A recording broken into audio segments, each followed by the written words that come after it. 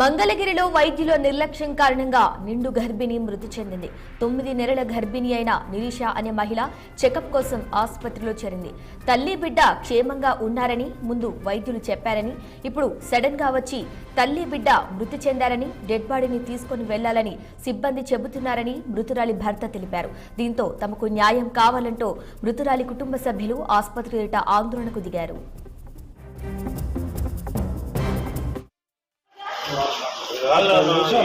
మాట్లాడడానికి వచ్చారు ఆగండి.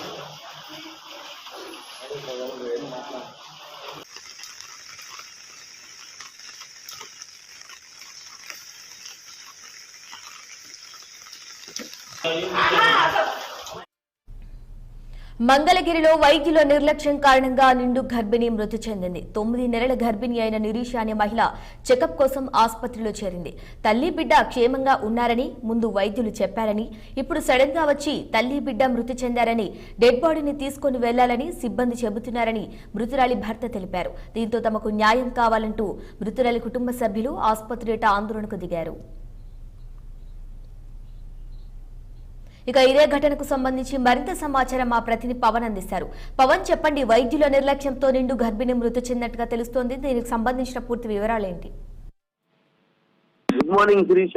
ఇది ఒక విషాదమైనటువంటి ఘటననే చెప్పాలి. ఏదైతే గుంటూరు జిల్లా మంగళగిరికి చెందిన అటువంటి ఒక 9 నెలల నిండు గర్భిణి ఫీవర్ వస్తుందంటూ కూడా ఏదైతే మంగళగిరి సమీపంలోని నంబూరు కేవీపీబీ ట్రస్ట్ సంబంధించినటువంటి ఒక హాస్పిటల్లో అయితే మాత్రం ట్రీట్మెంట్ కోసం నిన్న ఉదయం అయితే మాత్రం జాయిన్ అయింది. అంటే ఈ నేపథ్యంలోనే వైద్యులు అయితే మాత్రం నిన్న ఉదయం నుంచి రాత్రి వరకు కూడా ఆ తల్లి బిడ్డని క్షేమంగానే ఉన్నారు, ఎలాంటి కంగారు పడాల్సినటువంటి అవసరం లేదంటూ కూడా కుటుంబ సభ్యులకు తెలుపుతా ఉన్నారు. మరి ఈ నేపథ్యంలోనే ఆ గర్భిణీకి సంబంధించి పురుటి నొప్పులు కూడా వస్తున్నటువంటి క్రమంలో సంబంధించినటువంటి బంధువులు అయితే మాత్రం ఆ విషయాన్ని వైద్యులకు తెలియజేశారు. కానీ వైద్యులు అయితే మాత్రం పురిటి నొప్పులు కాదు, కంగారు పడాల్సినటువంటి అవసరం లేదంటూ కూడా భర్త గోపికృష్ణకి చెప్పినటువంటి నేపథ్యంలో కూడా గోపికృష్ణ అక్కడ ఉన్నటువంటి వైద్యులతో కొంత వాగ్వాదానికి దిగినటువంటి నేపథ్యంలో కూడా వైద్యులు సరిగా పట్టించుకోకుండా ఉన్నటువంటి పరిస్థితి కూడా కనిపించిందంటూ కూడా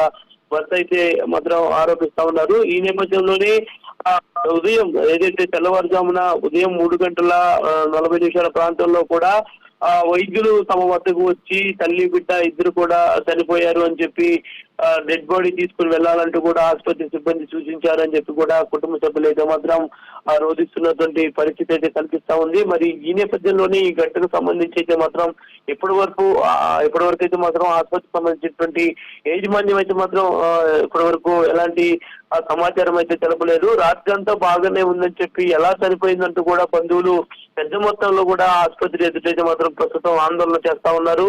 దీనికి సంబంధించి పెదకాకాని పోలీస్ స్టేషన్ లో కూడా బంధువులు అయితే ఫిర్యాదు చేశారు. కేవలం వైద్యుల నిర్లక్ష్యం కారణంగానే 9 నెలల నిండు గర్భిణి ఈ రోజు మృతి చెందినటువంటి పరిస్థితి నెలకొందంటూ కూడా వారు ఆందోళన చేస్తున్నారు. ప్రస్తుతం అయితే మాత్రం హాస్పిటల్ వద్ద కొంత ఉద్రిక్తత వాతావరణం కనిపిస్తా ఉంది. కేవలం కావాలనే ఒక దురుద్దేశంతో వైద్యులు పూర్తి స్థాయిలో నిర్లక్ష్యం వహించారు కాబట్టి తమ భార్య చనిపోయిందంటూ కూడా ఇప్పటికే మహిళా నిరీష భర్త గోపికృష్ణ అయితే మాత్రం రోధిస్తున్నటువంటి తీరు ప్రతి ఒక్కరు కూడా కలిసివేస్తా ఉంది. ప్రధానంగా ఇందులో మనం చెప్పుకోవాల్సినటువంటి అంశం ఏంటంటే దాదాపుగా 9 నెలలు మోసి బిడ్డను కనబోతున్నటువంటి క్రమంలో తల్లి బిడ్డ ఇద్దరు కూడా మృత్యువాత పడ్డం నిజంగా కూడా ప్రతి ఒక్కరి కంటతడి పెట్టిస్తా ఉందని చెప్పాలి. దాదాపుగా ఈ విషయంపై అయితే మాత్రం పోలీసులు అయితే ప్రస్తుతం హాస్పిటల్ వద్దకు చేరుకొని విచారణ అయితే మాత్రం చేస్తున్నారు. వైద్యులు నిర్లక్ష్యం కారణంతోనే ఇలా జరిగిందా, లేదంటే ఇతరత కారణాలు ఏమైనా ఉన్నాయా అనే దానిపై కూడా లోతుగా అయితే మాత్రం దర్యాప్తు చేస్తా ఉన్నారు. దీనిపై కూడా పూర్తి స్థాయిలో దర్యాప్తు చేసినటువంటి అనంతరం కూడా వివరాలు వెల్లడిస్తామని కూడా ఇప్పటికే పెదకాకాని సిఐ అయితే మాత్రం స్పష్టం చేశారు. కానీ దీనిపై బంధువులు అయితే మాత్రం పూర్తి స్థాయిలో ఆందోళన చేస్తున్నారు. దీనికి కారణమైనటువంటి వైద్యులను తక్షణమే విధుల నుంచి తొలగించి తమకు న్యాయం చేయాలని చెప్పి కూడా ప్రస్తుతం ట్రస్ట్ హాస్పిటల్ వద్ద అయితే మాత్రం ఆందోళన చేస్తున్నటువంటి పరిస్థితి అయితే మాత్రం బంధువులు కనిపిస్తా ఉంది. శిరీష, పవన్, చెప్పండి, ఆసుపత్రి యాజమాన్యంపై పోలీసులు ఎలాంటి చర్యలు తీసుకోబోతున్నట్టుగా తెలుస్తుంది?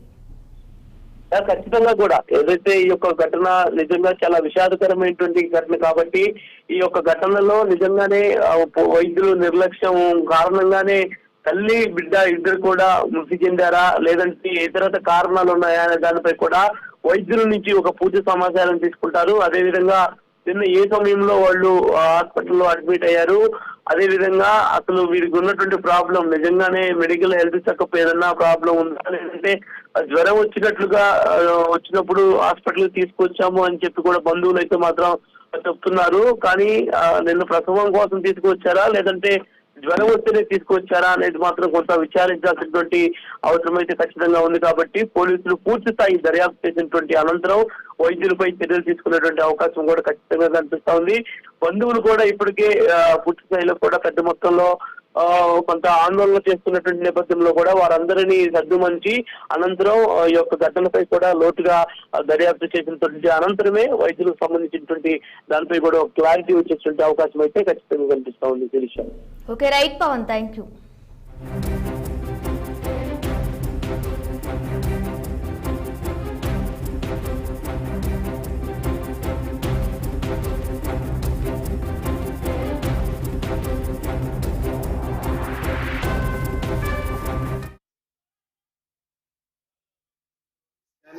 తినడం మొత్తం బాగానే ఉందన్నారు, ఫీవర్ కూడా తగ్గిందన్నారు హాస్పిటల్లో. కానీ మధ్యాహ్నం నుంచి ఎంత మేము పక్క హాస్పిటల్ తీసుకెళ్తా ఉన్నా కూడా బాగానే ఉంది, అమ్మాయికి ఇబ్బంది లేదు, మేము జాగ్రత్తగా చూసుకుంటా ఉన్నాం. కానీ 11:30 నుంచి హడావుడి చేసి 2:30 నుంచి ఏమీ లేదు అని చెప్పి మా చేతిలో పెట్టి ఇప్పుడు పక్క హాస్పిటల్ తీసుకెళ్ళాము. మేము ఉదయం అదే మాట్లాడినాం, సాయంత్రం 3 గంటల అడిగితే ఎందుకు ఇక్కడ తగ్గిద్దని చెప్పి కూడా ఎప్పుడు మాకు రెస్పాన్సిబిలిటీ లేదు. మీ హాస్పిటల్ ఎందుకు వచ్చారు? చిన్న కంపౌండర్ లో ఒక ఫీవర్ వచ్చిన పర్సన్ ఎలా ట్రీట్ చేస్తారు? ఫీవర్ తగ్గిందని నేను సాయంత్రం చెప్తే నేను మార్నింగ్ చెప్పాను. మాకు ఇప్పుడు ఎన్నో మంది అమ్మాయికి? 9వ నెల. వచ్చే నెల పాప బాబు వచ్చింది, హ్యాపీగా బతుకుదాం అనుకున్న ఫ్యామిలీని చోట్లు పనిచేసింది హాస్పిటల్. నిజానికి హాస్పిటల్ ఏమన్నా అడిగితే మీ ఇష్టం అంటున్నారు. ఇందుకే నా హాస్పిటల్కి వచ్చింది.